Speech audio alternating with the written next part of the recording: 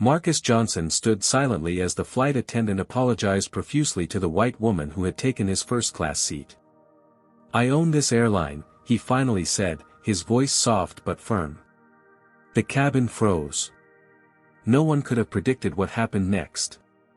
Before we dive into this jaw-dropping story, let me know where you're watching from in the comments. Hit that like button and subscribe if you want more stories about moments when underestimated people reveal their true power. What would you have done if you were in Marcus's shoes? Let's find out how this shocking confrontation unfolded. The morning sun painted golden streaks across the Chicago skyline as Marcus Donovan's alarm chimed at exactly 5:30.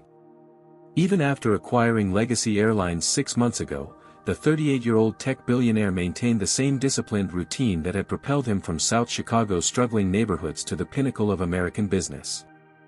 Marcus swung his legs out of bed in his modestly furnished penthouse. Despite his net worth exceeding $4 billion, his bedroom contained no ostentatious displays of wealth. A framed photo of his late grandmother, who had raised him after his parents' death, sat on his nightstand next to a worn copy of James Baldwin's Notes of a Native Son. "Another day of proving I belong," Marcus muttered to himself as he splashed cold water on his face. This wasn't self-pity, it was simply acknowledging reality.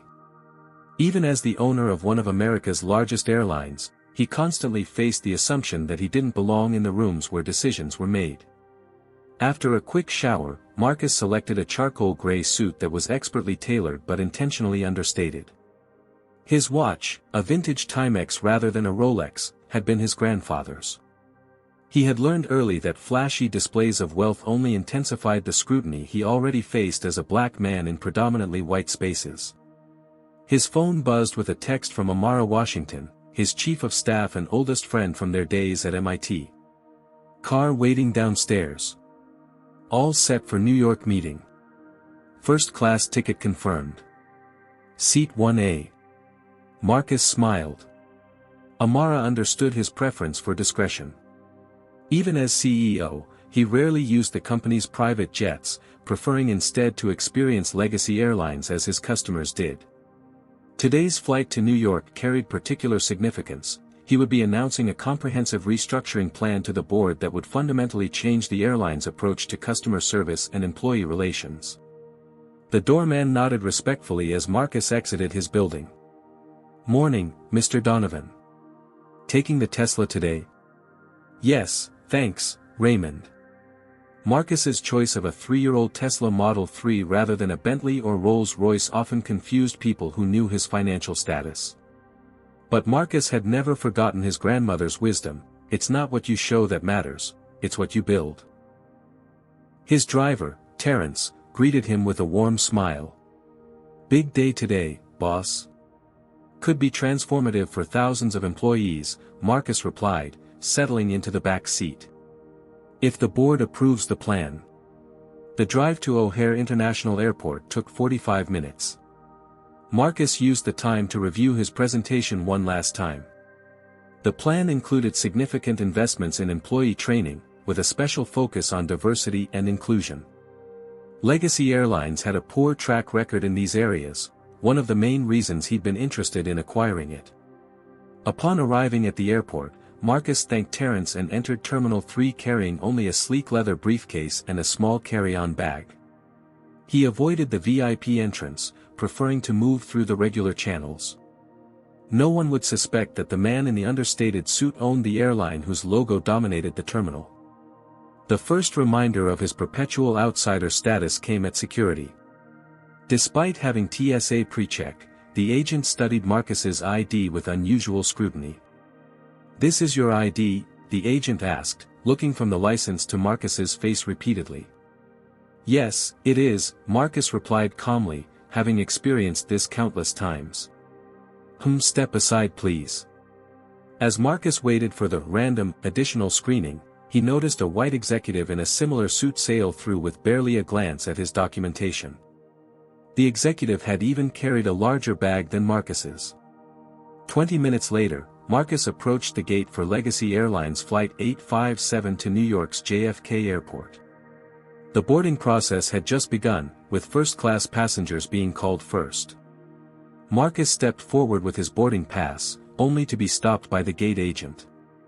"Sir, we're boarding first-class passengers at this time," she said without looking up. "Yes, I'm aware," Marcus replied, sliding his boarding pass across the counter. The agent glanced at the pass, then up at Marcus with poorly disguised surprise. "Oh. Yes. Of course. Thank you for flying with us today, Mr. Donovan." Marcus nodded and proceeded down the jetway. Over the years, he had developed a careful calculus about when to challenge assumptions and when to let them pass. Today's board meeting was too important to arrive emotionally drained from confrontation. The flight attendant at the aircraft door greeted him with the standard welcome. Marcus nodded politely and turned left into the first-class cabin. His seat, 1A, offered the privacy he valued. He stored his carry-on in the overhead bin and placed his briefcase under the seat in front of him. The cabin was still nearly empty as first-class passengers were just beginning to board. Marcus removed his suit jacket, carefully folded it, and placed it on his seat before making a quick visit to the lavatory to wash his hands. He'd developed a habit of minimizing contact with surfaces during flights long before the pandemic made it common practice. As he closed the lavatory door behind him, Marcus couldn't have anticipated that this routine flight was about to become anything but ordinary. The moment that would soon unfold would test not just his patience, but his vision for the very company he owned. Catherine Whitley strode through the terminal with the confidence of someone accustomed to the world accommodating her presence. At 45, the marketing executive had spent 2 decades climbing the corporate ladder at Preston & Lyle, one of New York's most prestigious advertising firms. Her cream-colored Burberry trench coat and Louis Vuitton rolling suitcase announced her status before she ever opened her mouth.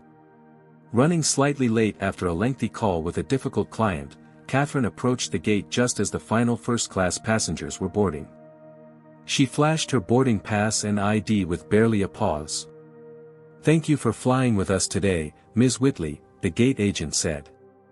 Catherine barely acknowledged the greeting as she strode down the jetway, mentally reviewing her presentation for tomorrow's meeting. The Carson account was worth $50 million, and she wouldn't let anyone else in the firm take credit for landing it. Upon entering the aircraft, she flashed a practiced smile at the flight attendant. "1A, she said, not bothering to look at her boarding pass again. The flight attendant, Jessica Miller, checked her list. "Actually, Ms. Whitley, your seat is." "I always book 1A, Catherine interrupted. "I'm a Platinum Elite member." Before Jessica could respond, Catherine had already moved into the first-class cabin. Approaching row 1, she noticed a neatly folded suit jacket on seat 1A. No passenger was present. "Someone's forgotten their jacket," she murmured, picking it up and looking around. Not seeing anyone who appeared to be returning to the seat, she handed the jacket to a passing flight attendant. "This was left on my seat." The young flight attendant took the jacket uncertainly. "Are you sure this is your seat, ma'am?" Catherine sighed dramatically and produced her boarding pass. The flight attendant glanced at it. "Ms. Whitley, this says seat 2C. There must be a mistake. I specifically requested 1A. I always sit in 1A." Catherine's voice carried throughout the now-filling first-class cabin. "Just put that jacket somewhere and let me get settled. We're delaying the flight." The flight attendant, clearly new and intimidated, reluctantly draped the jacket over her arm and stepped back as Catherine began arranging her belongings. She placed her designer handbag on the floor, her water bottle in the holder, and pulled out her noise-canceling headphones. Marcus returned from the lavatory to find a white woman settling into his seat. For a split second, he froze, a familiar feeling washing over him. It was the same feeling he'd had when security guards followed him through department stores as a teenager, when professors assumed he was in the wrong classroom at MIT, when realtors, accidentally, showed him only properties in certain neighborhoods. He took a deep breath and approached row 1. "Excuse me," he said politely. "I believe you're in my seat." Catherine barely glanced up, registering only a black man in a suit standing in the aisle. "No, this is my seat," she replied dismissively, continuing to arrange her items. "I'm in seat 1A, Marcus said, producing his boarding pass. "Would you mind checking your ticket?" Catherine looked up now, irritation flashing across her face. "Look, I've already settled in. There's been a mix-up, but I'm a Platinum Elite member, and I always get this seat. There are plenty of other first-class seats available." She gestured vaguely behind her without making eye contact. Marcus remained calm, though his jaw tightened slightly. "I understand, but this is my assigned seat. I'd be happy to help you find yours." Catherine's voice rose. "I don't need you to find my seat. If you have a problem, talk to the flight attendant." Other first-class passengers were now watching the interaction with varying expressions, some embarrassed, some curious, a few clearly uncomfortable. An older white man across the aisle shook his head slightly, though it wasn't clear at whom. Jessica, the flight attendant who had greeted Catherine earlier, noticed the commotion and approached. Her eyes went immediately to Catherine. "Is there a problem here, ma'am?" she asked, completely ignoring Marcus. "This man is insisting I'm in his seat," Catherine said, emphasizing "man" in a way that carried clear implications. "I'm a Platinum Elite member, and there's been a mix-up with the seating." Only now did Jessica acknowledge Marcus's presence, her expression shifting to one of automatic suspicion. "Sir, can I see your boarding pass?" Marcus handed it to her without comment, his face a careful mask that revealed none of the frustration and familiar disappointment building inside him. How many times had he been in this exact situation? The black person assumed to be in the wrong, the white person automatically believed. Jessica examined his boarding pass, her brow furrowing slightly. She then looked at Catherine. "Ma'am, could I see your boarding pass as well?" With an exaggerated sigh, Catherine pulled her boarding pass from her purse and handed it over. Jessica compared the two documents, her expression changing as she realized the truth. "Ms. Whitley, your assigned seat is actually 2C, not 1A. This gentleman is correctly assigned to seat 1A. Catherine's face flushed, but rather than acknowledge her error, she doubled down. "There's clearly been a mistake in the system. I specifically requested 1A. I sit in 1A on every flight." "I apologize for any confusion," Jessica said, "but our system shows that seat 1A was assigned to this passenger." She gestured to Marcus without using his name, despite it being clearly printed on the boarding pass in her hand. Throughout this exchange, Marcus remained silent, standing in the aisle as people continued to board, some having to squeeze past him. This moment of being unseen, unacknowledged, despite being completely in the right, was all too familiar. His grandmother's voice echoed in his mind, "They'll try to make you invisible, Marcus. Don't you ever disappear." Catherine's voice grew louder. "I'm not moving. This is ridiculous. I'm going to report this to customer service. Get your supervisor." "Ma'am, I understand you're upset, but..." "No, you don't understand," Catherine cut in. "Do you know how much business I give this airline? This man probably got a free upgrade or something. I earned this seat." The assumptions buried in her statement hung in the air. Marcus felt a familiar heat rising in his chest, not just anger at this woman, but at the countless similar moments throughout his life. Moments where, regardless of his achievements, his worth was automatically deemed less than that of his white counterparts. "I want him removed from this area," Catherine continued, not even looking at Marcus. "He's harassing me." The first officer, having been alerted to a disturbance in first class, now appeared. "What seems to be the problem here?" he asked, his gaze moving between Jessica, Catherine, and Marcus. Jessica explained the situation, this time correctly identifying that Marcus was assigned to seat 1A and Catherine to seat 2C. "Ma'am," the first officer addressed Catherine, "I'm going to have to ask you to move to your assigned seat." Catherine's indignation reached new heights. "Do you know who I am? This is outrageous. Get the captain out here right now." As the confrontation escalated, Marcus stood silently, watching yet another scene unfold where his basic dignity was up for debate. He had built an empire by choosing his battles carefully, by understanding when to speak and when to listen. But in this moment, with the eyes of the entire first-class cabin on him, something shifted. Perhaps it was the thought of the very changes he planned to implement at Legacy Airlines being played out in real time, or perhaps it was simply the accumulation of a lifetime of similar indignities. Whatever the reason, Marcus Donovan decided this would not be another moment where he disappeared. The first-class cabin had fallen into an uncomfortable silence punctuated only by Catherine's increasingly strident demands. Jessica, the flight attendant, looked genuinely distressed as she held both boarding passes in her hand. "Ms. Whitley," she said, making one more attempt at diplomacy, "your boarding pass clearly shows you're assigned to seat 2C. Mr." She glanced down at Marcus's pass, "Mr. Donovan is correctly assigned to seat 1A. I'm sure 2C will be just as comfortable." "This is absolutely unacceptable," Catherine fumed. "I've been a loyal customer for 15 years. This seat has always been accommodated for me." The first officer, David Chen, maintained a professional demeanor, though his patience was clearly wearing thin. "Ma'am, airline policy requires all passengers to sit in their assigned seats. We need to continue boarding, and you're causing a delay." "I want to speak to the captain immediately," Catherine insisted. "And I'll be contacting your corporate office about this treatment." Throughout this exchange, Marcus remained calm, though the muscles in his jaw tightened imperceptibly. He had built his tech empire, NextCore Systems, by navigating spaces where he was perpetually underestimated. He had learned when to assert himself and when strategic patience served him better. But something about this moment, perhaps the accumulated weight of 1,000 similar indignities, prompted him to break his silence. "Perhaps I can clarify the situation," Marcus said, his voice quiet but carrying an authority that immediately commanded attention.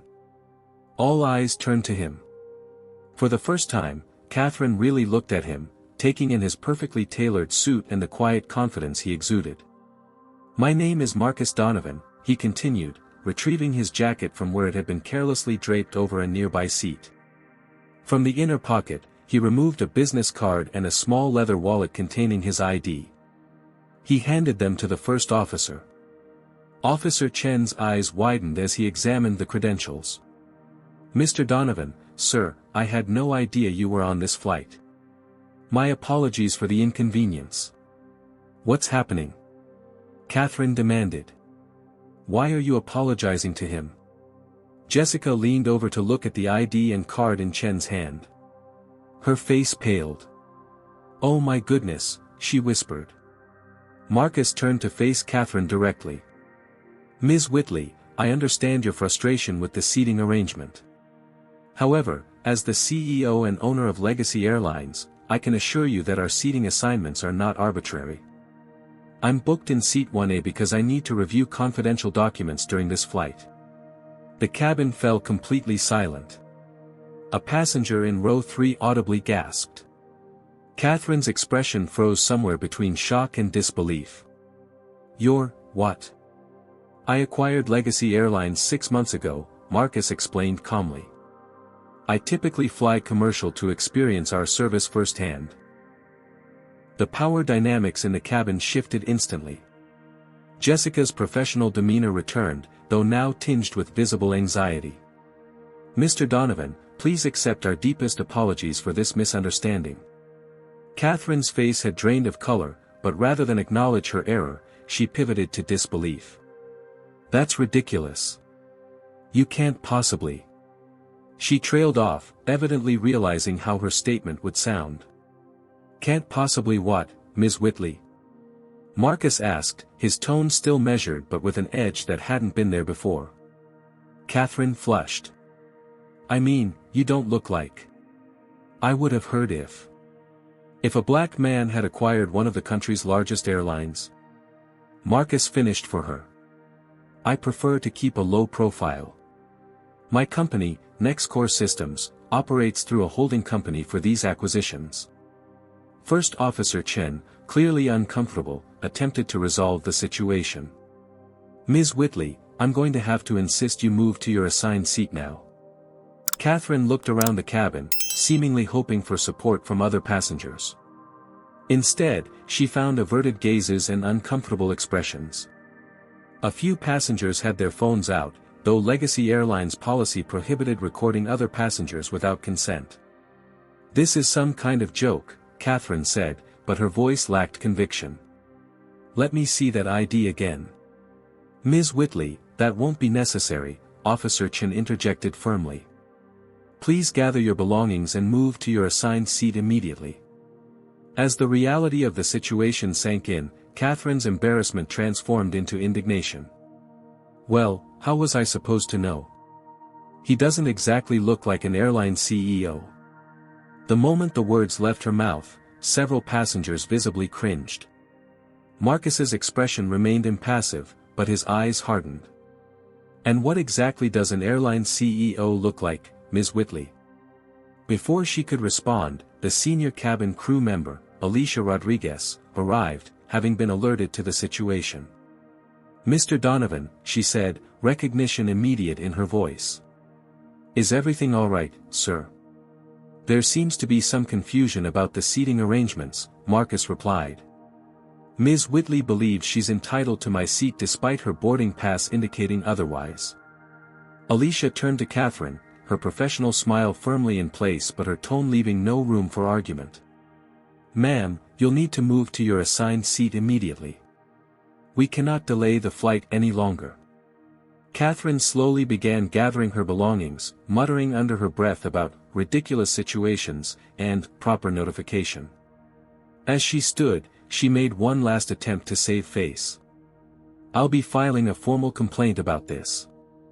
Your staff should have informed me who you were from the beginning." Marcus raised an eyebrow. "Would that have made a difference, Ms. Whitley?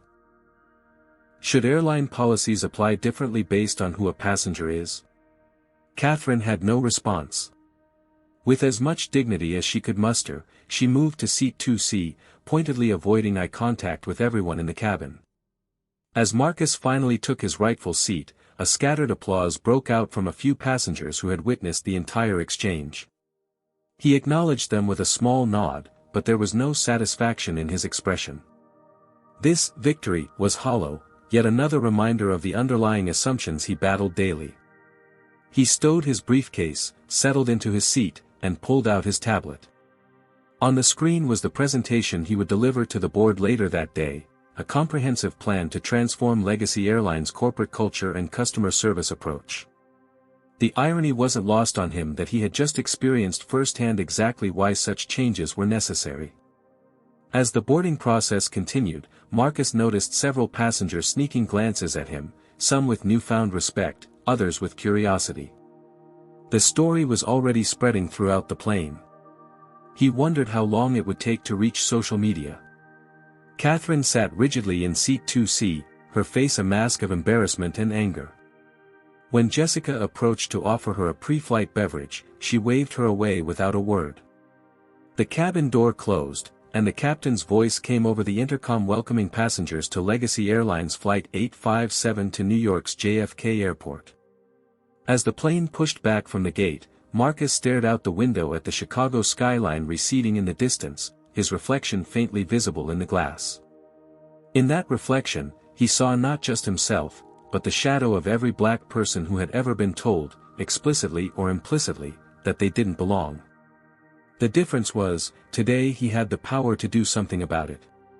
The plane accelerated down the runway and lifted into the air, carrying with it the unresolved tension of what had just transpired, and the seeds of what would come next. The seatbelt sign dinged off as Flight 857 reached cruising altitude. The first-class cabin settled into an uneasy quiet, the earlier confrontation hanging in the air like an invisible cloud.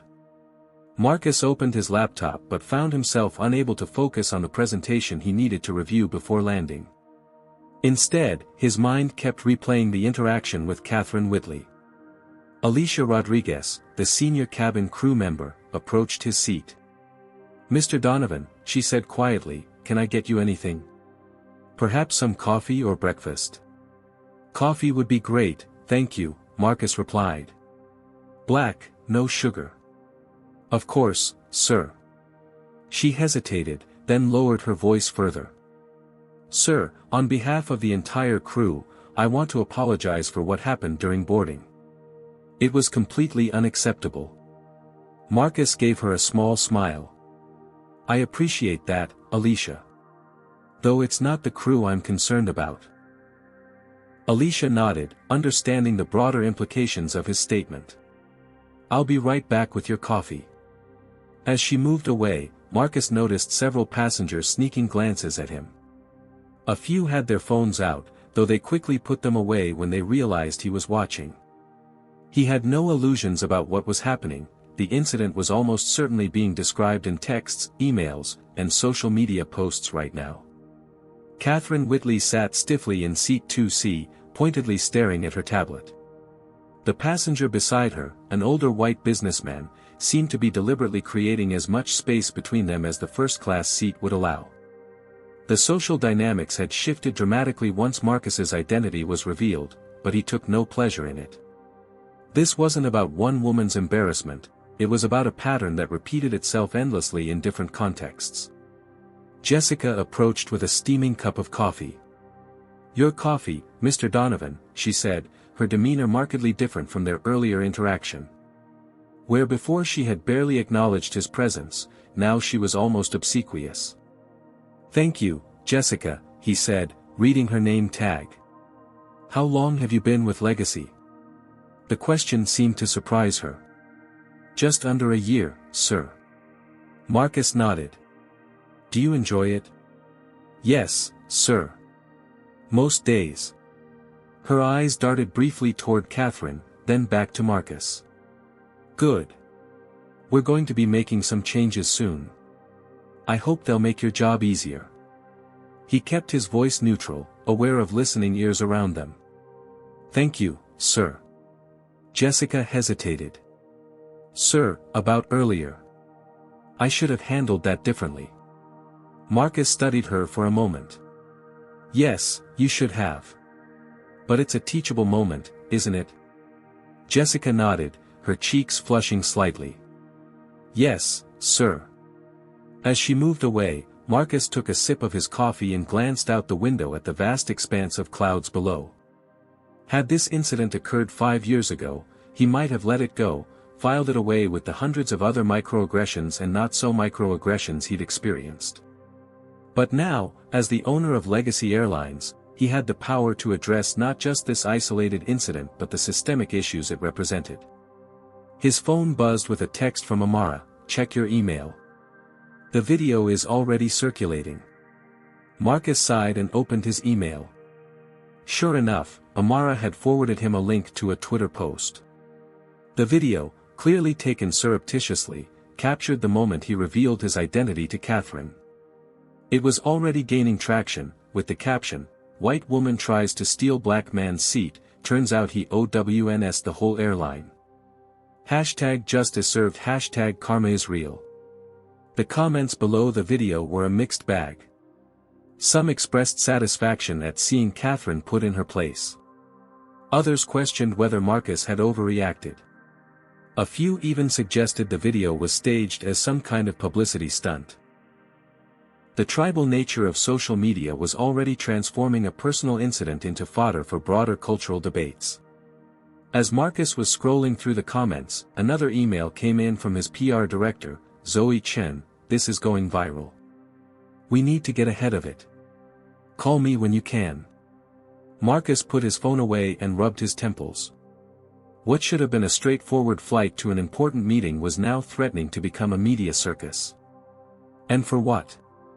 Because a woman couldn't believe someone who looked like him could own an airline? Halfway through the flight, Catherine rose from her seat and made her way toward the lavatory at the front of the cabin. This required her to walk past Marcus. As she did, she kept her eyes straight ahead, her posture rigid. But just as she passed his row, she paused. Mr. Donovan, she said, her voice barely audible, I want you to know I'm not a racist. This was simply a misunderstanding about seating arrangements. Marcus looked up at her, his expression unreadable. Ms. Whitley, I didn't call you a racist. But I would suggest you reflect on why you automatically assumed I didn't belong in seat 1A, and why you felt entitled to take a seat that wasn't assigned to you. Catherine's face flushed. I would have reacted the same way regardless of who was claiming the seat. This isn't about race. Isn't it? Marcus asked quietly. Would you have demanded another white passenger be removed from the area for harassing you by simply pointing out they were assigned to that seat? Without waiting for her response, Marcus returned his attention to his laptop, effectively dismissing her. Catherine stood frozen for a moment, then continued to the lavatory. When she emerged a few minutes later, her eyes were slightly red. She returned to her seat without looking at Marcus again. As the plane began its descent into New York, Marcus received another text from Amara. The board has seen the video. Mixed reactions. Harrison and Whitfield want to discuss before the main meeting. Thomas Harrison and Eleanor Whitfield were two of the more conservative board members, both holdovers from before Marcus's acquisition of the airline. He had expected some resistance to his proposed changes, but now he wondered if this incident would be used as ammunition against his plans. The plane touched down at JFK with a gentle bump. As the seatbelt sign was turned off and passengers began gathering their belongings, Marcus remained seated, allowing the first-class cabin to clear before he stood. As he waited, First Officer Chen approached. Mr. Donovan, the captain asked me to extend his apologies for the incident during boarding. He wasn't made aware until we were already in the air. Thank you, David, Marcus said. Please tell Captain Reynolds it's not his fault. But I would like to review the incident report once it's filed. Of course, sir. There will be a car waiting for you at the terminal. As Marcus finally rose to leave, he noticed Catherine was also lingering, deliberately waiting for him to exit first. Their eyes met briefly across the now empty cabin. For a moment, it seemed she might say something more, but instead, she quickly looked away. Marcus collected his briefcase and jacket and made his way to the exit. As he stepped off the plane, he took a deep breath, preparing himself for what was sure to be a complicated day ahead. What would you have done if you were in Marcus's position? Would you have revealed your identity earlier or handled it differently? Comment number 1 if you think Catherine deserved to be publicly embarrassed, or number 2 if you think Marcus should have handled it privately. Like and subscribe if you want to hear more stories about people who face discrimination but rise above it with dignity. What do you think will happen when Marcus arrives at his board meeting? Will this incident overshadow his important business plans? And how will the public react as the video spreads online? Let's find out as our story continues. Marcus's driver was waiting as promised when he exited the terminal at JFK. The sleek black Audi pulled smoothly away from the curb, merging into the perpetual flow of New York traffic. Under normal circumstances, Marcus would use the drive to Manhattan to center himself before the board meeting, but today his phone wouldn't stop buzzing with notifications. 30 minutes to Midtown, sir, the driver informed him. Unless you prefer a different destination. No, straight to the office, please, Marcus replied, then raised the privacy partition. He finally answered Amara's call, which had come in for the third time. Tell me how bad it is, he said by way of greeting. It's everywhere, Amara replied without preamble. The video hit Twitter 20 minutes after takeoff. It's already been shared over 50,000 times and picked up by several news aggregators. TMZ just posted it with the headline, Black Airline Owner Serves First-Class Justice. Marcus sighed. Of course they did. That's not all, Amara continued. Someone identified Catherine Whitley. She's a senior marketing executive at Preston and Lyle. Their social media accounts are being flooded with comments demanding they fire her. That's not what I want, Marcus said firmly. I know, but this is out of our control now. The internet has made her the villain of the day. And you're trending as some kind of justice warrior. Marcus stared out the window at the New York skyline coming into view. What about the board? Mixed reactions, as I texted you. Harrison and Whitfield are concerned about negative publicity. They're framing it as you creating a scene. I created a scene.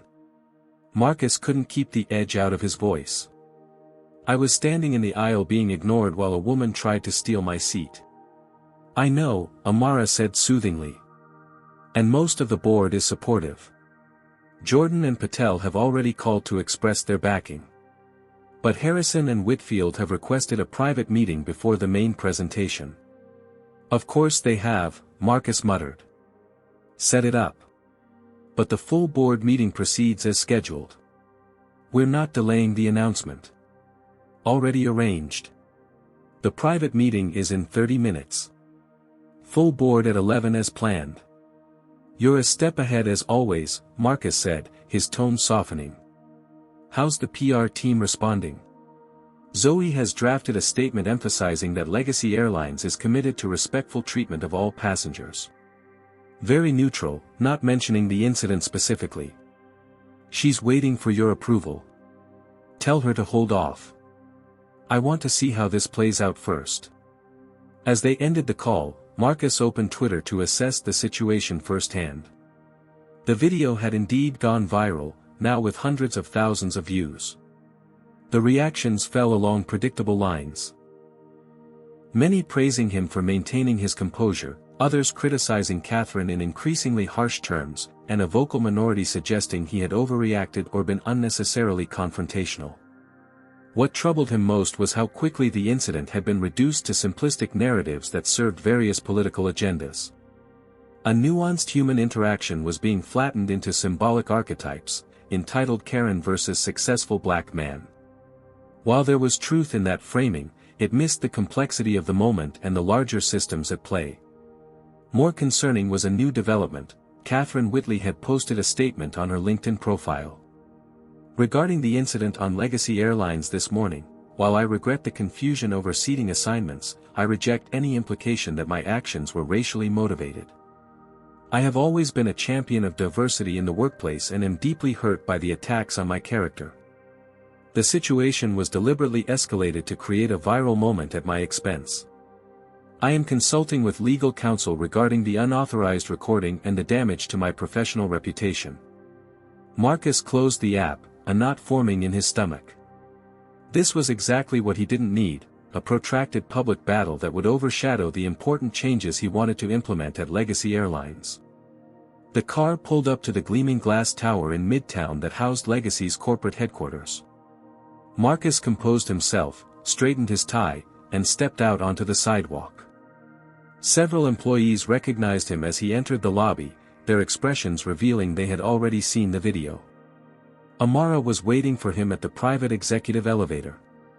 Her usually composed demeanor was slightly frayed at the edges. Harrison and Whitfield are already in the conference room, she said as they stepped into the elevator. And Catherine Whitley's attorney has called 3 times demanding to speak with you. Let me guess. Threats of a defamation lawsuit. An invasion of privacy regarding the recording, Amara confirmed. The elevator doors opened directly into the executive suite. Marcus paused for a moment, centering himself. The board presentation is what matters today. This incident is a distraction.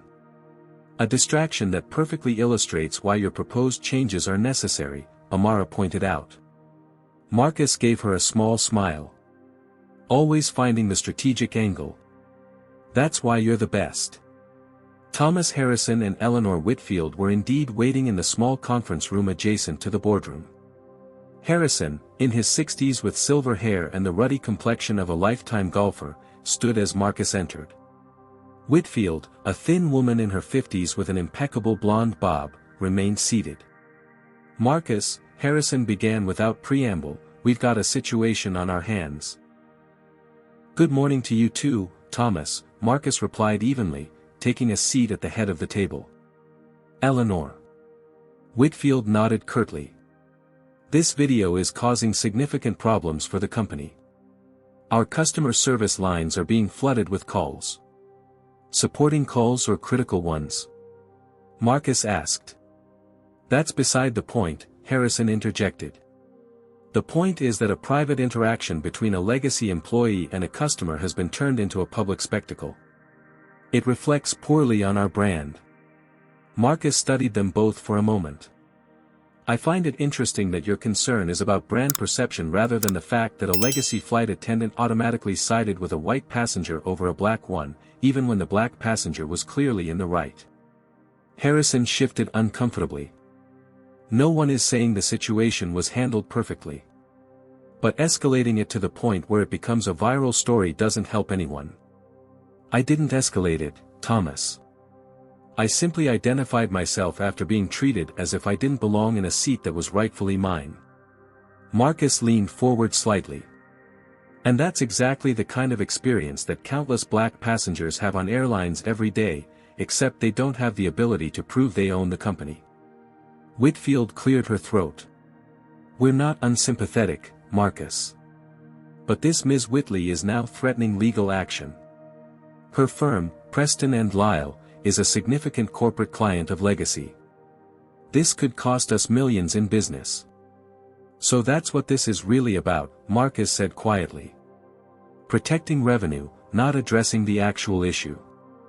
The actual issue, Harrison countered, is that we have a board meeting in 20 minutes where you're going to propose sweeping changes to company policy.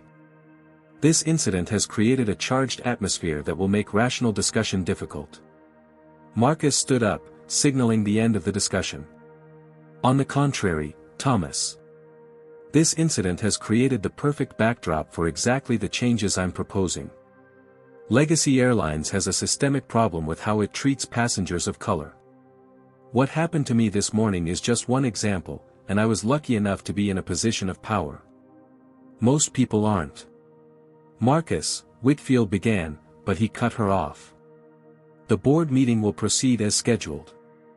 And as for Preston & Lyle, if they choose to take their business elsewhere because one of their executives was embarrassed after trying to take a seat that wasn't hers, that's their decision. He turned to leave, then paused at the door. One more thing. The changes I'm proposing today aren't up for debate. As majority shareholder, I'm informing the board of decisions already made. Your input on implementation is welcome, but the direction is not negotiable. As Marcus walked toward the main boardroom where the rest of the directors were gathering, Amara fell into step beside him. That wasn't very diplomatic, she murmured. Diplomacy has its place, Marcus replied. But so does clarity. They needed to understand that this isn't just business for me. It's personal. As they entered the boardroom, the quiet conversations among the other board members ceased. All eyes turned to Marcus, their expressions ranging from sympathy to curiosity to calculation. On the large screen at the front of the room, the presentation Marcus had prepared was ready to go. But before he could begin, his phone buzzed with a news alert. Catherine Whitley had just posted a video statement on Instagram, her eyes red from crying, claiming she had received death threats and been doxxed by social justice warriors. She described herself as another victim of cancel culture, and directly accused Marcus of orchestrating a campaign against her. The viral incident was spiraling in exactly the way Marcus had feared. As he placed his phone face down on the table and prepared to address the board, he knew that the next few hours would determine not just the future of Legacy Airlines, but how his own leadership would be perceived in the face of a rapidly escalating public relations crisis. The board meeting concluded 2 hours later. Despite the tension beforehand, Marcus's presentation had been received better than expected. The comprehensive changes he proposed, including mandatory bias training for all customer-facing staff, revised protocols for resolving seating disputes, and a new executive position focused exclusively on passenger experience, had been approved unanimously. Even Harrison and Whitfield had fallen in line once they realized the publicity from the viral video could actually be leveraged as a catalyst for positive change rather than damage control. As the directors filed out of the boardroom, several expressed their support for Marcus personally, acknowledging that the morning's incident had given them a new perspective. Now, in Legacy's executive suite, Marcus had assembled his crisis management team, Amara Washington, his chief of staff, Zoe Chen, head of public relations, James Torres, Legacy's chief legal counsel, and David Reynolds, the newly appointed VP of customer experience who had been with the company for 15 years. The situation has escalated significantly in the last hour, Zoe began, pulling up a dashboard on the large screen showing social media metrics. Catherine Whitley's video statement has over 2 million views. Preston and Lyle issued a statement standing by their employee and suggesting that Legacy Airlines has a culture problem that starts at the top. They're trying to flip the narrative, Amara observed. And it's working with certain audiences, Zoe confirmed. Conservative media outlets are starting to frame this as woke CEO punishes woman for honest mistake. James Torres cleared his throat. From a legal standpoint, we're on solid ground regarding the incident itself. The video was recorded by another passenger, not by Legacy staff. Ms. Whitley was clearly in the wrong seat and refused to move when informed of this fact. However, her claims of subsequent harassment and threats complicate matters. I never wanted this to become a public spectacle, Marcus said, rubbing his temples. This was a private interaction that got recorded and took on a life of its own. That's the world we live in now, David Reynolds said.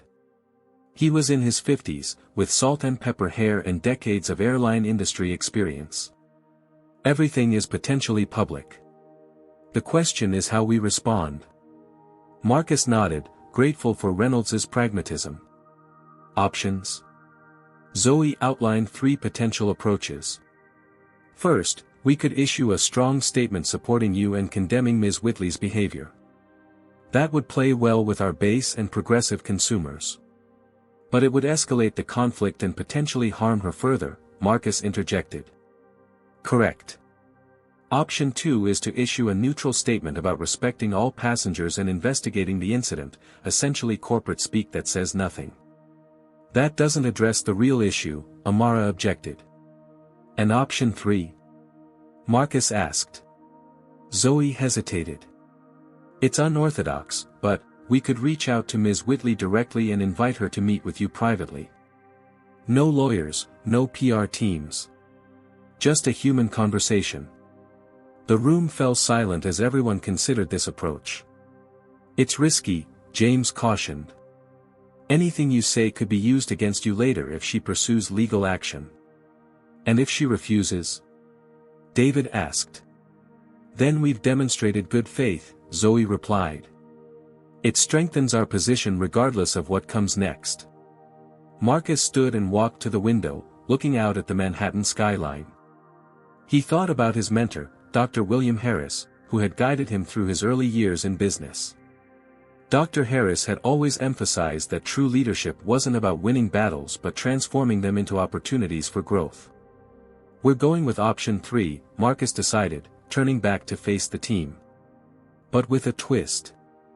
I don't want this to be just about resolving a conflict between Catherine Whitley and myself. I want to use this as a catalyst for the changes we've already committed to making. He outlined his vision, a private meeting with Catherine, followed by a joint announcement of a new initiative focused on addressing unconscious bias in customer service interactions across the airline industry. You want to make her a partner in this? Amara asked incredulously. I want to transform an enemy into an ally, Marcus corrected. Catherine Whitley isn't the problem. She's a symptom of a broader cultural issue. And she has the marketing expertise to help us address it effectively. She accused you of orchestrating a campaign against her, Zoe reminded him. Because she's scared and defensive, Marcus replied. Fear makes people lash out. But beneath that fear might be someone capable of growth and change. James still looked skeptical. And if she's not? If this is just who she is? Then we tried, Marcus said simply. We extended a hand instead of a fist. That matters, regardless of the outcome. The team spent the next hour crafting the invitation and planning security measures for the meeting. Marcus insisted it take place at Legacy headquarters rather than on neutral ground, a subtle but important assertion that he was operating from a position of confidence, not conciliation. As they wrapped up, Marcus received an alert that Catherine Whitley had posted another update, a tearful video claiming she had been forced to leave her hotel due to threats and was considering legal action against both Legacy Airlines and the unnamed passenger who had recorded the incident. She's spiraling, Amara observed. Doubling down rather than reflecting. All the more reason to reach out now, Marcus replied. She needs a way out of the corner she's painted herself into. Zoe sent the invitation through multiple channels, Catherine's professional email, through Preston and Lyle's corporate communications team, and via her personal social media accounts. The message was simple, an invitation to meet privately with Marcus at 4 p.m. that same day to discuss a mutually beneficial resolution to the situation. The response came less than 30 minutes later, not from Catherine directly but from her attorney. It was curt and defensive, demanding to know the purpose of the meeting and insisting that any discussions be conducted with legal representation present. Marcus dictated a personal response, Ms. Whitley, I'm not interested in legal posturing. I'm offering you the opportunity for a human conversation about what happened this morning and how we might transform an unfortunate incident into something positive. No recordings, no teams, just two people talking. My door is open at 4 p.m. if you choose to walk through it. As the hour approached, security informed Marcus that Catherine had arrived in the lobby, alone. She had apparently slipped past the small group of reporters who had gathered outside after getting wind of the viral story. Send her up, Marcus instructed. He dismissed his team, despite their reluctance to leave him alone with someone who had publicly accused him of harassment. When Catherine Whitley entered his office, she looked markedly different from the confident woman who had boarded the plane that morning. Her eyes were puffy from crying, her designer outfit replaced by a simple black pantsuit that seemed intended to attract less attention. She carried herself stiffly, like someone bracing for an attack.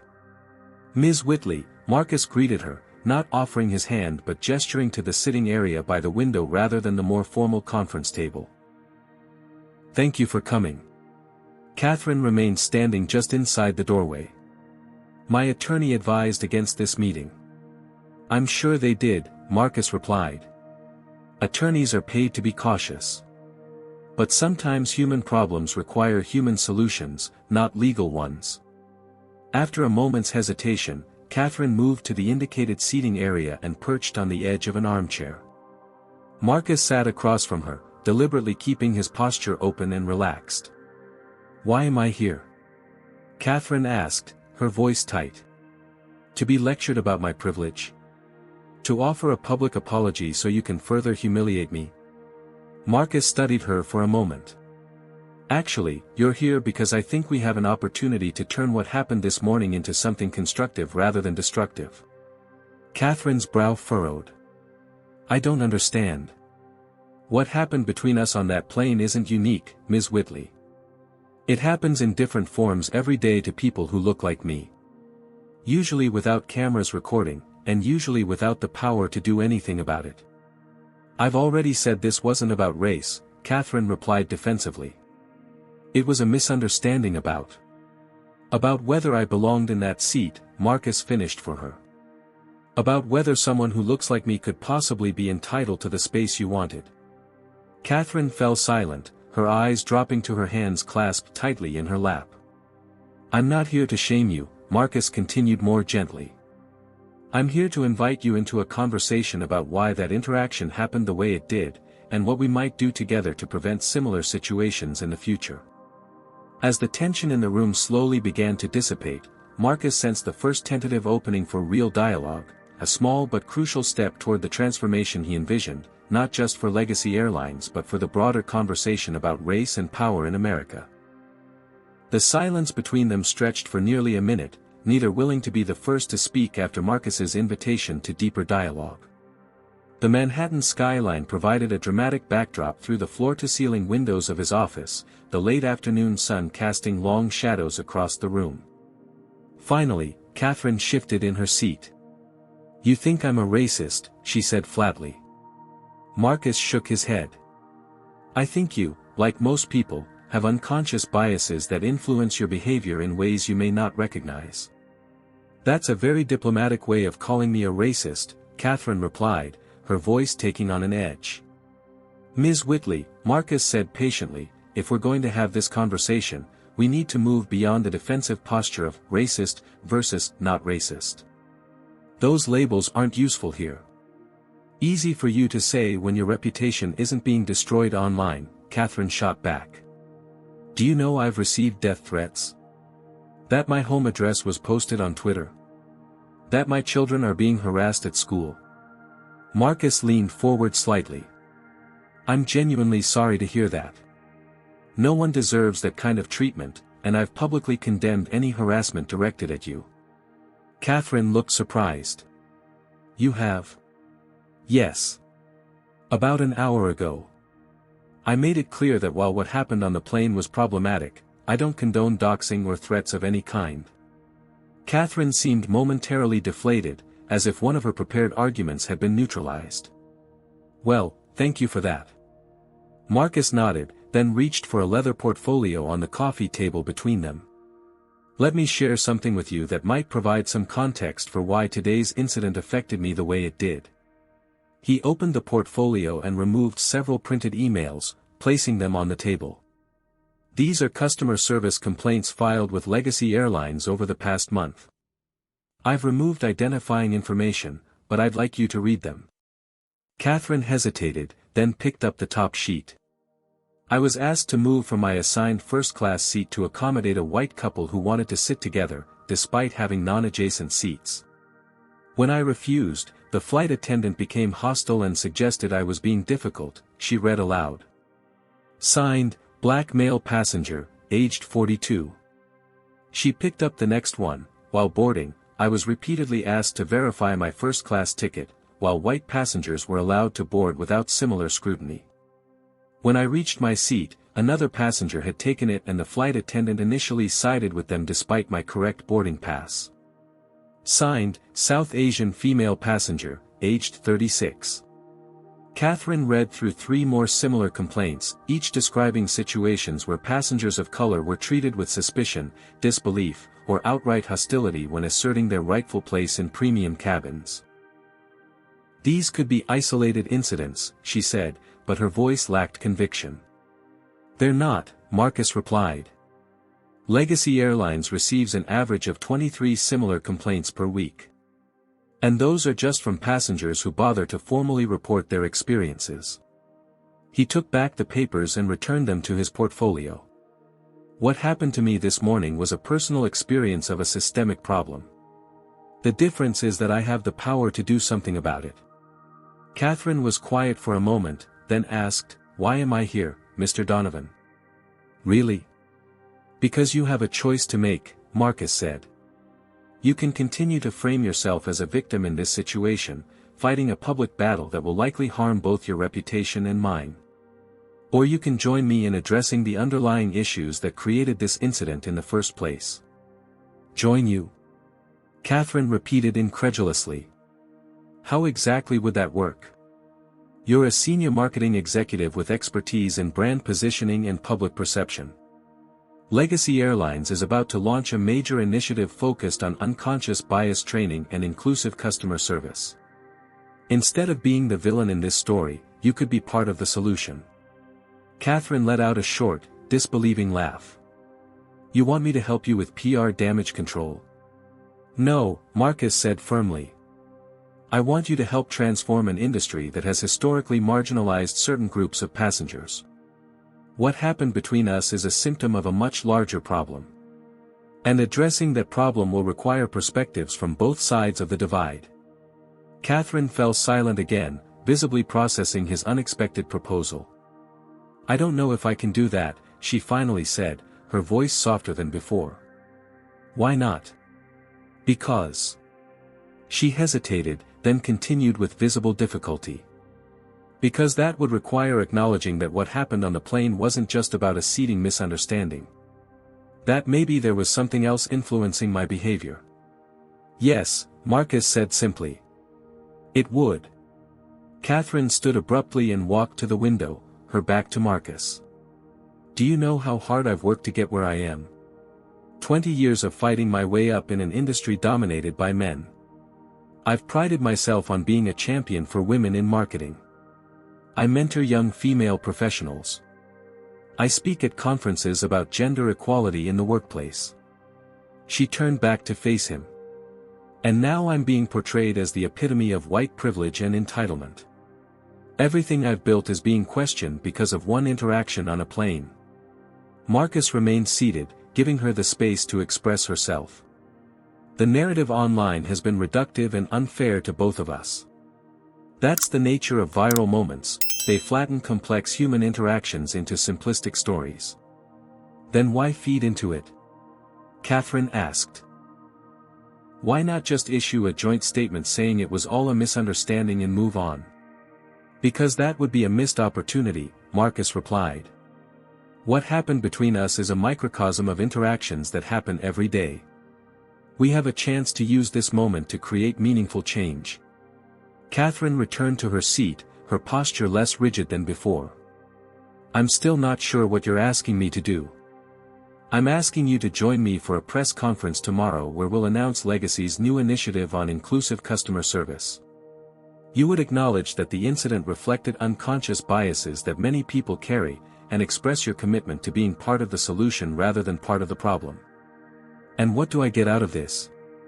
Catherine asked directly. A path forward, Marcus replied without hesitation. A way to transform a viral moment of shame into a demonstration of growth and leadership. And the knowledge that you've helped address a systemic issue that affects thousands of passengers every day. Catherine was quiet for a long moment, her internal struggle visible on her face. Finally, she said, I need to think about this. And consult with my employer. Preston and Lyle has their own reputation to consider. Marcus nodded. I understand. But I'll need your decision by 9 tomorrow morning. The press conference is scheduled for noon. As Catherine gathered her purse to leave, she paused. Can I ask you something, Mr. Donovan? Of course. Why this approach? You have all the power here. You could have simply issued a statement condemning me and moved on. Your reputation would have remained intact while mine was destroyed. Marcus considered her question carefully. Because condemning individuals doesn't change systems, he finally replied. And because my grandmother taught me that the true measure of power isn't how you wield it against your enemies, but how you use it to transform them into allies. Catherine nodded slowly. I'll call you in the morning with my decision. As she turned to leave, Marcus added, Ms. Whitley. Regardless of what you decide, I want you to know that I don't support the harassment you've received. No one deserves to have their personal information exposed or to receive threats of violence. For the first time since entering his office, Catherine's expression softened slightly. Thank you for saying that. After she left, Marcus remained seated by the window, watching the city lights begin to illuminate as dusk fell. The conversation had been difficult but necessary, a microcosm of the more extensive dialogues that needed to happen throughout American society. His phone buzzed with a text from Amara. How did it go? Better than expected, he replied. But not yet resolved. We'll know tomorrow. As he prepared to leave the office, Marcus reflected on the distance between Catherine's initial defensiveness and her final, more contemplative state. It wasn't acceptance or full acknowledgement, but it was movement. And movement, however small, was the beginning of change. The Legacy Airlines press room buzzed with anticipation.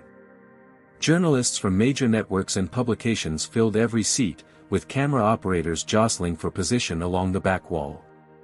What had begun as a viral video had evolved into a national conversation about race, power, and privilege in America.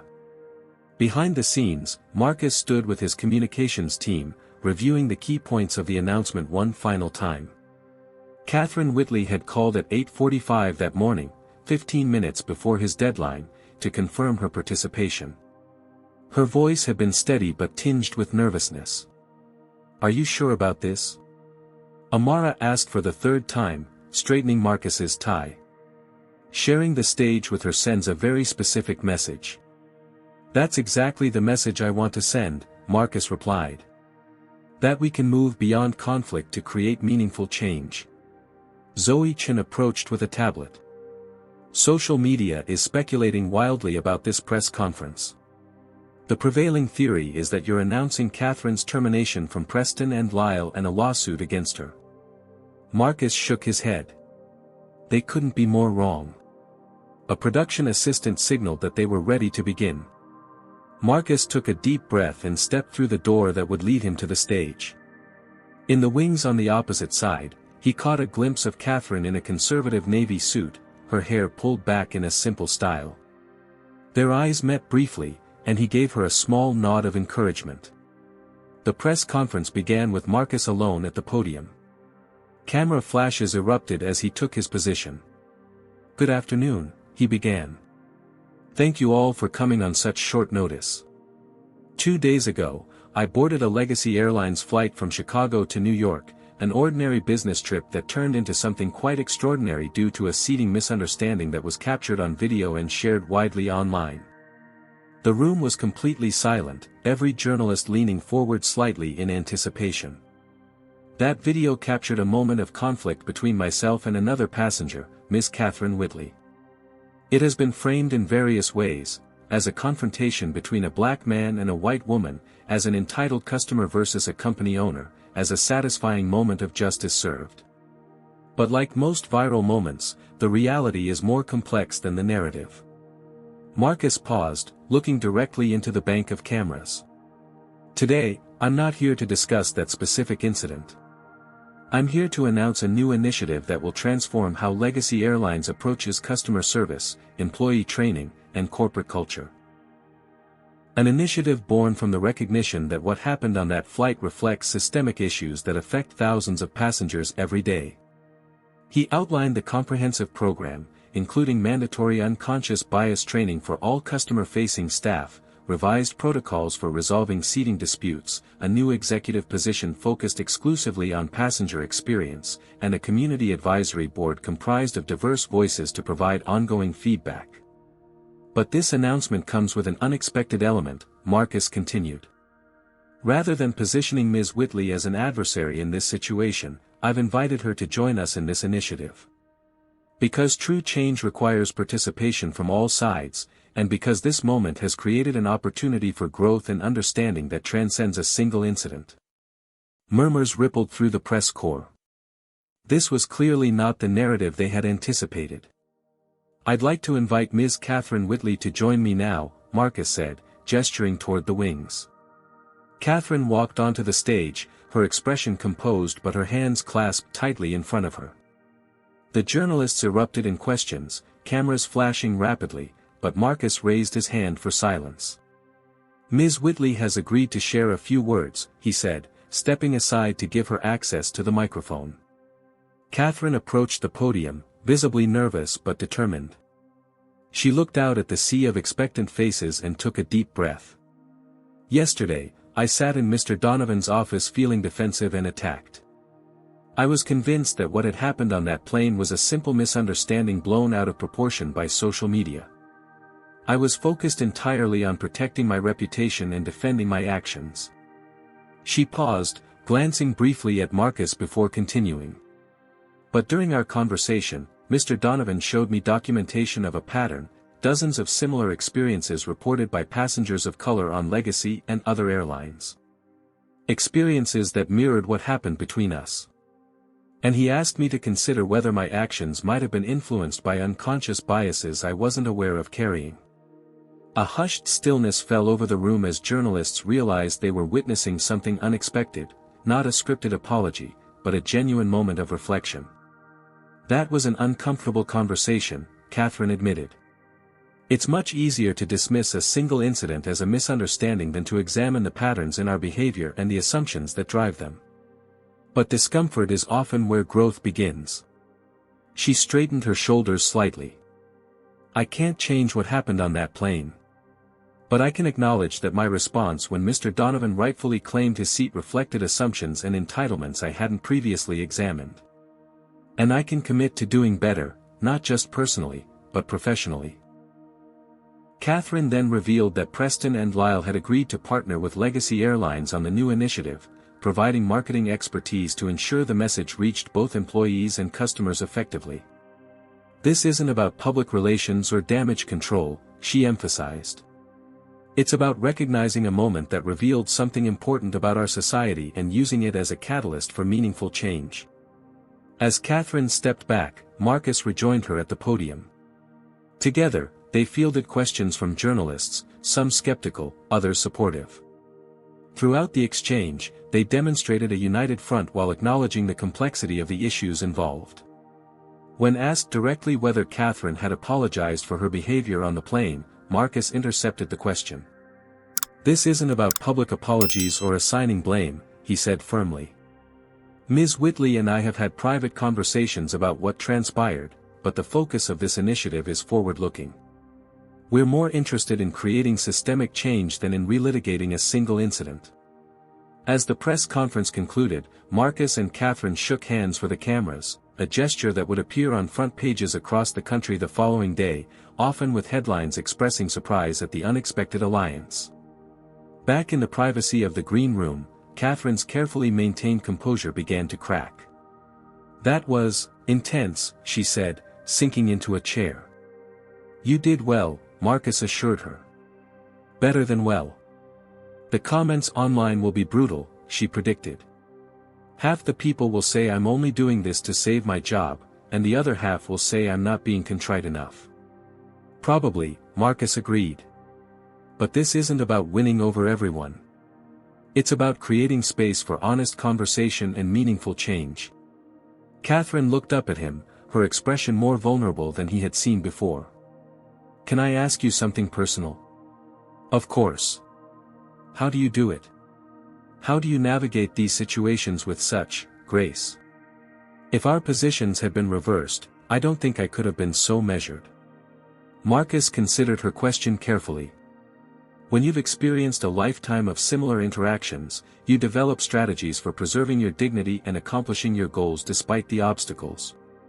My grandmother called it strategic patience, the ability to focus on the larger objective rather than the immediate offense." "Your grandmother sounds wise," Catherine observed.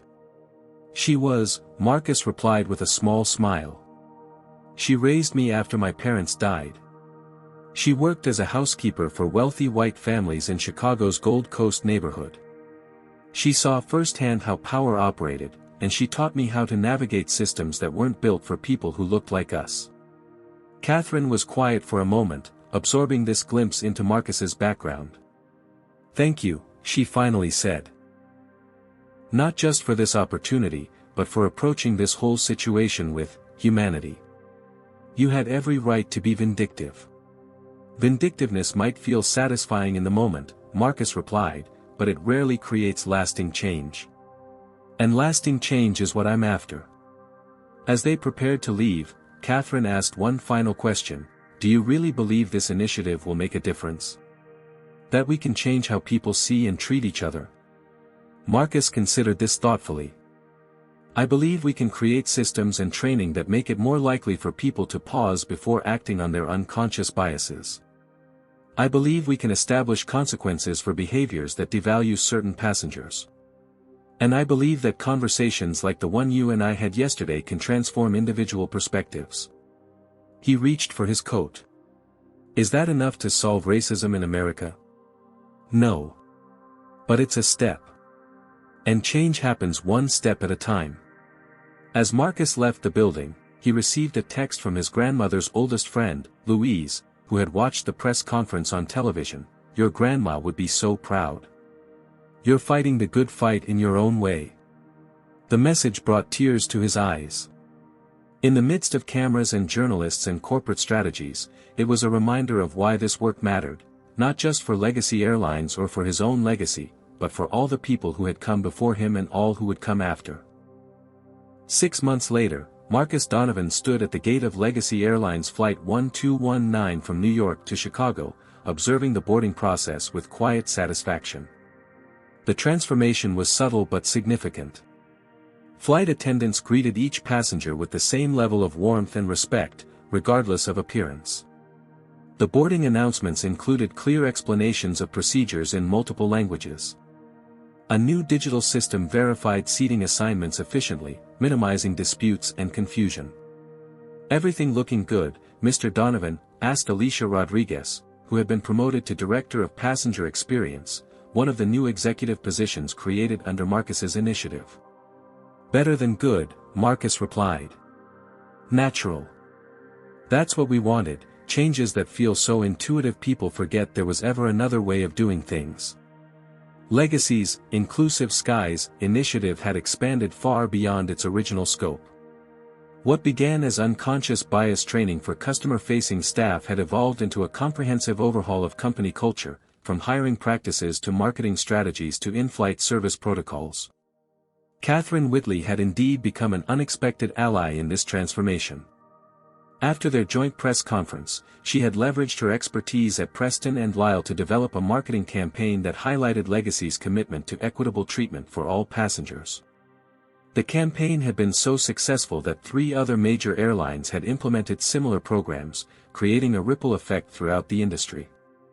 More surprisingly, Catherine had emerged as a thoughtful voice on corporate diversity initiatives, speaking candidly about her own journey from defensiveness to awareness. Her Harvard Business Review article titled, "When I Was Wrong, Transforming Conflict into Corporate Change" had gone viral in business circles, prompting numerous companies to re-examine their approaches to similar incidents. Marcus boarded the plane, taking his usual seat in 1A. As he settled in, he noticed a young black woman being shown to her first-class seat by an attendant who addressed her by name and with respect. The woman caught his eye and gave him a small nod of recognition, not for who he was, but for what he represented. His phone buzzed with a text from Amara, "Quarterly numbers are in. Passenger satisfaction up 27%. Employee retention improved 22%. Complaints about discriminatory treatment down 64%. The board is thrilled." Marcus smiled. The business case for inclusive practices had been even stronger than he'd anticipated. By addressing systemic issues that affected passenger experience, Legacy had not only improved its reputation but its bottom line. As the plane reached cruising altitude, Marcus opened his laptop to review plans for the next phase of the initiative, a scholarship and internship program designed to increase diversity in aviation management. The program would provide opportunities for students from underrepresented communities to gain experience across all aspects of airline operations, from engineering to customer service to corporate leadership. A soft chime indicated an incoming email. It was from Catherine, with the subject line, "6-month milestone." Attached was a draft of a joint op-ed they had been working on for the New York Times, reflecting on the lessons learned from their viral moment and the changes implemented since. Marcus read through Catherine's latest revisions, appreciating the honesty of her contribution. She had moved beyond performative allyship to genuine advocacy, using her platform to challenge other executives to examine their own blind spots. The flight attendant approached with a coffee. "Black, no sugar, right, Mr. Donovan?" she asked. "Perfect, thank you, Jessica," he replied, noting with approval that she was one of the attendants who had been present during the original incident and had completed the training program with enthusiasm.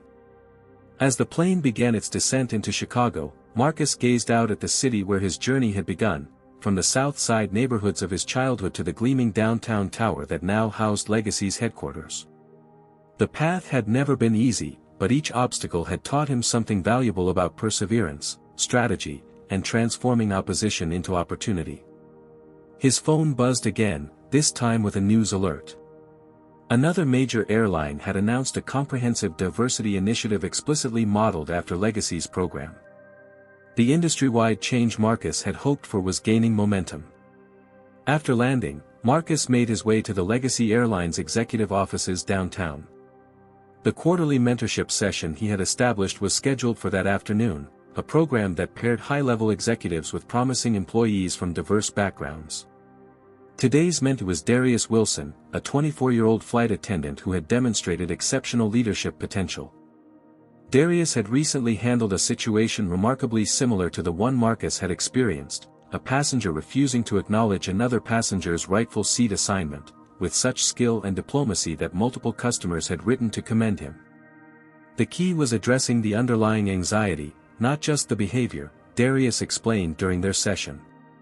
The passenger wasn't just being difficult, she was afraid of losing status, of not being recognized as important. Once I acknowledged that fear while still maintaining our procedures, the situation de-escalated immediately. Marcus nodded appreciatively. That's exactly the kind of insight we need more of. You recognize the human element behind the policy issue. As their session concluded, Marcus offered Darius the opportunity to shadow him at the next board meeting. Part of the pathway to leadership he was creating for promising employees from underrepresented backgrounds.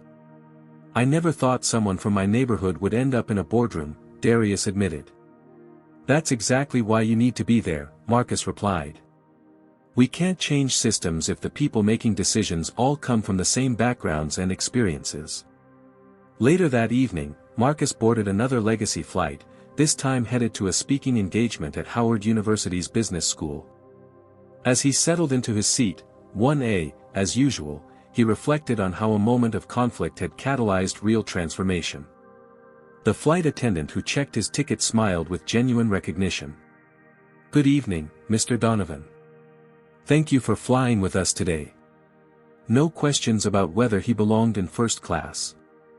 No surprised glances at his boarding pass. Just respect and recognition, the basic dignity that every passenger deserved regardless of appearance. As Marcus gazed out the window during takeoff, he thought about all the moments throughout his life when he had been made to feel invisible or out of place. The incident with Catherine Whitley had been just one in a long series of similar experiences. The difference was that this time, he had been in a position to use that moment as a catalyst for systemic change. His phone buzzed with a final message before he would need to switch it to airplane mode. It was from Catherine. "Just got the news that Preston and Lyle is adopting our training program company-wide. The ripple effect continues." Marcus smiled. The viral moment that could have ended in bitter conflict had instead sparked something much more powerful, a genuine transformation that was spreading beyond one airline or one industry to challenge deeply ingrained patterns throughout American business culture. As the plane rose above the clouds, Marcus felt a sense of accomplishment tempered by the awareness that this work would never truly be finished. There would always be more barriers to break down, more systems to reimagine, more minds to open. But for today, knowing that thousands of passengers would board legacy flights and be treated with equal dignity and respect was enough. The work continued, one interaction at a time, one policy at a time, one mind at a time. And in this ongoing journey toward a more just and equitable world, every step forward mattered. What would you do if you were in Marcus's position? Have you ever witnessed or experienced discrimination and wished you had the power to create systemic change? Leave a comment below sharing your thoughts or experiences. And if this story resonated with you, please like, subscribe, and share it with others who might benefit from this message of transformation and hope. Thank you for joining me on this journey, and remember, real change begins with each of us choosing to see others with dignity and respect. Marcus Donovan's story teaches us that true power isn't measured by how we react in moments of injustice, but by how we transform those moments into opportunities for systemic change. When faced with discrimination, Marcus could have simply asserted his authority and moved on. Instead, he recognized the incident as a symptom of larger issues and used his position to create meaningful reform. The story reminds us that unconscious bias affects everyone, even well-intentioned people like Catherine, and confronting these biases requires honest self-reflection rather than defensiveness. It shows that lasting change comes not from public shaming or cancelled careers, but from creating pathways for growth, understanding, and transformation. Perhaps most importantly, Marcus demonstrates that leadership means choosing strategic patience over immediate vindication. By focusing on long-term impact rather than short-term satisfaction, he created ripple effects that extended far beyond one airline or one incident, challenging entrenched patterns throughout business culture. The resolution teaches us that true justice isn't just about individual accountability, but about reimagining systems to ensure dignity and respect for everyone, regardless of appearance or background. Has there been a moment in your life when you witnessed discrimination but felt powerless to address it? Or have you ever been in Marcus's position, facing bias while having the authority to create change? Share your experiences in the comments below. Your story might inspire others facing similar challenges. If this journey of transformation resonated with you, please hit that like button and subscribe to our channel for more powerful stories that challenge us to examine our assumptions and create positive change in our communities.